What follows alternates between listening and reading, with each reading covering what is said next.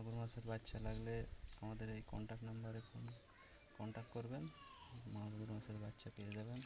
পুরো পুরো দেশি মাগুরের বাচ্চা, দেখুন কত সুন্দর সাইজ, কত সুন্দর কালার।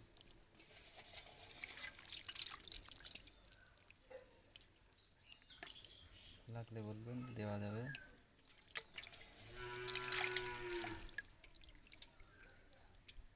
এগুলো দেশি মাগুর মাছের বাচ্চা। আমরা এর আগেও অনেক ভিডিও ছেড়েছি।